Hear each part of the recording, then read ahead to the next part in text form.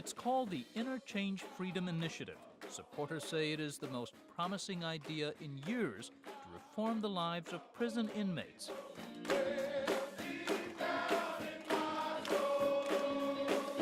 Some 250 offenders, 3/4 of all the men at this Texas prison, belong to the rigorous 24/7 Bible-based program intended for those within 18 months of their release date. It is run by Prison Fellowships, a ministry founded by Charles Colson. He's the former Nixon aide who himself underwent a conversion while in prison for his role in the Watergate scandal. Colson was invited to start the program in Texas by then-Governor George W. Bush. At this minimum security prison just outside Houston, the day begins at 6:30 a.m. Coming from Psalms 106, starting at verse 3. Inmates take turns reading, reflecting, and urging prayer. Stay prayed up so we don't get laid up. Trust in God, and He will see us through it. I mean that, brother. I love you. Throughout the day, there are Bible study classes. They almost always have a rationale for it. It was my heredity. It was my environment. My dad's in prison. My uncle's in prison. You can't cop out with that. This class is run by prison chaplain Jerry Bryan. Look at Lucifer in heaven. How was his environment? It was perfect. He was living in heaven. But he had a will, and he exercised that will negatively toward God. 112. 112. 116. 116. The frequent roll calls are a reminder that this is a prison. But inmate Chris Marash says the positive atmosphere around him and his newfound faith have torn down the prison walls. Everybody coming up to me, hugging me, telling me we're glad to have you here. I feel strange type of love, but I'm free. I'm freer than most people that are out in society right now. And once actually free in society, these men say their faith will keep them from committing more crimes.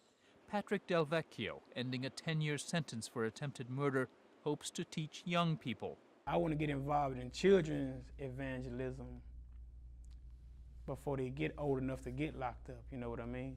To keep men like Del Vecchio from being locked up again, training is offered in computers, life skills, or a high school diploma if needed. On release, they are given a job, mentoring, and counseling, all paid for or arranged by prison ministries. Rosario Claudio, recently released from prison, says the program has helped him work toward a better future. Now I surround myself around positive brothers, and I have a lot of positive brothers here, and all I have to do is, if I feel like I'm going down, all I got to do is call one of my brothers, and we hold each other accountable. The Interchange program, begun at this Texas prison in 1997, has been copied in 3 more states. Colson says it's effective and timely. He claims it's a bulwark against terrorism. There is a great danger in the prisons, and I have seen this firsthand, of radical Islam taking a real hold. People in the prisons are very alienated from society, very angry, most of them. If they can get a Christian influence where we're taught to love the Lord with all our heart, mind, and soul, and love our neighbor as ourselves, I think that's a great thing. However, critics like Barry Lynn, who heads the group Americans United for the Separation of Church and State, say a bigger danger is to the Constitution. A lawyer and ordained minister, Lynn says prisoners who want to be rehabilitated must first embrace specific religious beliefs. When Chuck Colson talks about Christianity, it is a fundamentalist biblical literalism that he's preaching.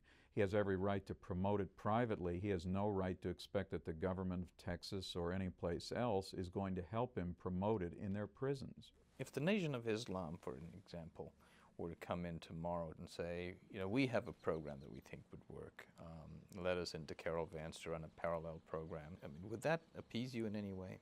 If there was a genuinely free, voluntary choice between perfectly fine secular programs and a variety of programs that reflected the different religious and philosophical outlets, I would not have nearly as much problem as I've got today. Ironically, though, even to get Muslim clerics into prisons as chaplains has become very difficult in many prisons because what they really want are people from the Christian community. Lynn's group has sued to block the Interchange program in Iowa. That state, unlike Texas, helps prison ministries pay for the program by charging all inmates, not just those in the program, a fee to use the telephone. Iowa officials argue the phone revenue supports only non-religious parts of the program, like job training, not the ministry.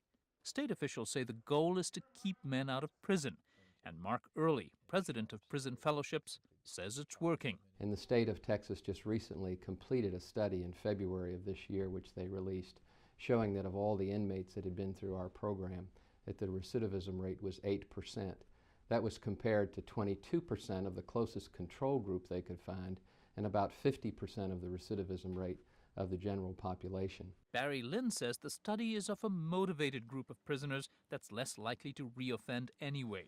In any event, he adds, you would expect success. If the choice is between a program that does nothing for you, as we found in Iowa, or a program that helps you stay in touch with your family, keep grounded in the community, and guarantee you a job afterwards, of course you're going to do better if you have all those benefits. It seems to me that corrections officials ought to offer it to everyone, not just those people who choose to undergo a religious conversion on the way to getting these benefits. Whether in fact interchange inmates get more benefits or resources than other inmates is a key legal question. Corrections officials insist all prisoners are offered chaplains of their religious preference, whether Christian, Muslim, even pagan. But Ira Lupu, a professor at George Washington University Law School, says that doesn't necessarily make it equal treatment. It means everyone in the prison has a chaplain to go to, either of their own faith or someone who would be sympathetic. But those who will be committed to this form of evangelical Christianity will have something very different. More intense, more serious, more committed, more opportunity, more resources. Colson insists the opportunity and resources of interchange are open to all. He does acknowledge that they must attend the Bible-based program and a Christian church. To me, it's an invitation. And if people are interested, that's fine. And if they're not, then there's nothing else to be said. But you would consider that a failure on your part if that person is, for example, if a Muslim were to come into your interchange program and leave as a Muslim instead of converting and being baptized, you would consider that a personal failing, would you not? No, not a failure on our part at all. God's the only one who does the converting. And I've never converted anybody in 30 years now that I've been a Christian. But you're not ambivalent about the direction these men take. Of course not. I mean, I believe that's what a truth claim is. Everybody has truth claims. The problem in our society today is if you express them, you're looked upon as bigoted.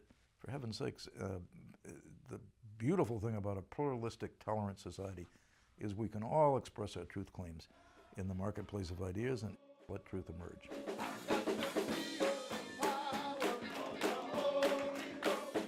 Assuming it passes muster in the courts, Prison Fellowship does seem to have a leg up in that marketplace.